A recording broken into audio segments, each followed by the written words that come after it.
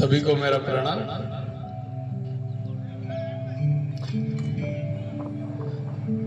कि व्यक्ति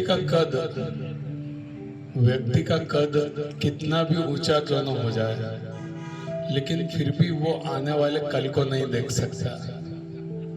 एक बहुत सुंदर कहानी उस समय की है।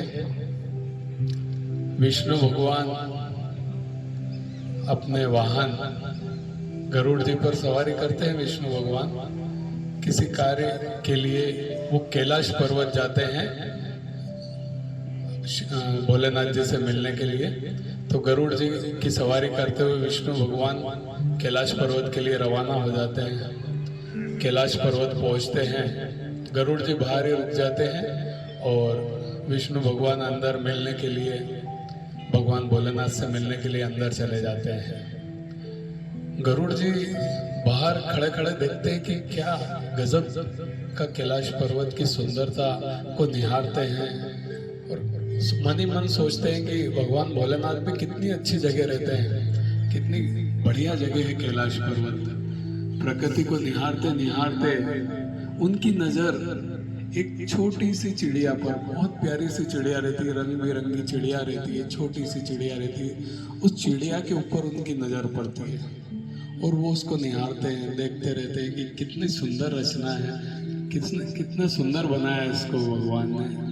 ऐसी सुंदर रचना को निहारते रहते हैं। इतने में यमदेव जी वहाँ पर आते हैं, वो भी भगवान भोलेनाथ से मिलने आते हैं। तो यमदेव जी वहाँ पधारते हैं, गरुड़ जी उनको नमस्कार करते हैं, नमन करते हैं।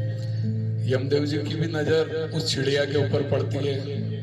बहुत देर तक, थोड़ी देर तक यमदेव जी भी उस चिड़िया को निहारते रहते हैं। तो गरुड़ भगवान जी मन ही मन सोचते हैं, गरुड़ जी, कि मुझे लगता है कि अभी ये भोलेनाथ भगवान जी से मिलेंगे यमदेव जी और वापस जाते हुए ये इस चिड़िया के कहीं प्राण हर लेंगे, इसके प्राण निकाल लेंगे।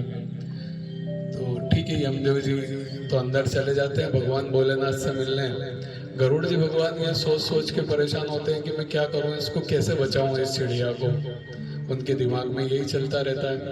तो गरुड़ जी अपने पंजों में उस चिड़िया को पकड़ के और 1000 किलोमीटर दूर उसको एक चट्टान के ऊपर, पर्वत के एक चट्टान के ऊपर सेफ जगह छोड़कर और वापस, क्योंकि गरुड़ जी की स्पीड बहुत तेज होती है, बहुत तेजी से वो हवा में, बिल्कुल एरोप्लेन से भी ज्यादा स्पीड उनकी होती है।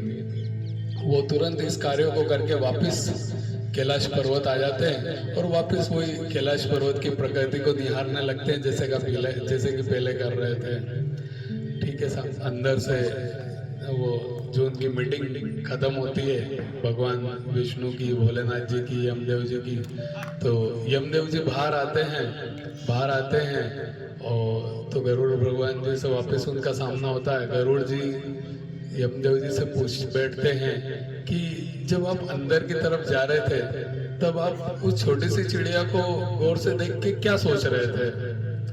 तो यमदेव जी ने कहा, मैं ये सोच रहा था कि इसकी तो मृत्यु आज लिखी हुई है, इसके प्राण आज जाने वाले हैं, लेकिन यहाँ से 1000 किलोमीटर दूर किसी चट्टान के ऊपर कोई इसको सांप खाने वाला है।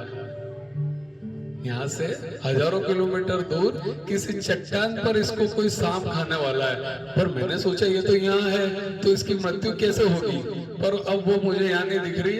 मुझे लगता है वो अपने स्थान पर पहुंच गई और अब उसकी मृत्यु या तो हो गई है या होने वाली है।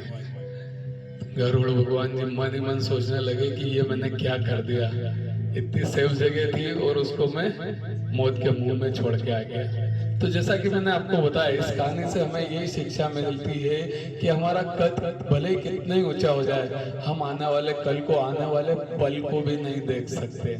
हमें आज और अभी में जीना होगा, मन में सुकून, शांति, और जो आज हमें मिल रहा है बस उसी का लाभ लें, उसी का आनंद लें और केवल आज में जिए, क्योंकि कल क्या होने वाला है किसी को भी नहीं पता। ठीक है, तो इस कहानी से हमें यही शिक्षा मिलती है। एक बहुत अच्छी कविता और उसके बाद मैं अपनी बात को खत्म करूंगा। कि कल रात एक सपना आया, अपने आप को खुदा के साथ पाया। देख के वहां का माहौल थोड़ा सा घबराया, क्योंकि राम और अल्लाह को एक साथ खाते हुए पाया। हैरान होकर मैंने पूछा, माफ कीजिएगा, थोड़ा मेरी तरफ भी ध्यान दीजिएगा, यहाँ आप दोनों एक थाली में खा रहे हैं, वहां आपके बंदे एक दूसरे को खा रहे हैं। काश आपने संसार न बनाया होता, और बनाना ही था तो केवल इंसान बनाया होता, उसके ऊपर ये मजहब का स्टाम्प न लगाया होता। वे दोनों मुस्कुराए और बोले, हमने तो केवल इंसान ही बनाया था, और मजहब के नाम पर केवल प्यार करना ही सिखाया था। ये तो तुम जैसे लोग हैं जिन्होंने इस प्यार के धागे को काट दिया और इंसान और मजहब को अलग अलग भागों में बांट दिया। अब जाओ, हमें परेशान मत करो, इस तरह कुछ दिन और लड़ लो, लेकिन एक बात ध्यान रहे, जिस दिन इंसान केवल और केवल प्यार को ही अपना मजहब बनाएगा, उस दिन शांति का सैलाब आएगा। सभी को बहुत बहुत धन्यवाद। अगले प्रयोग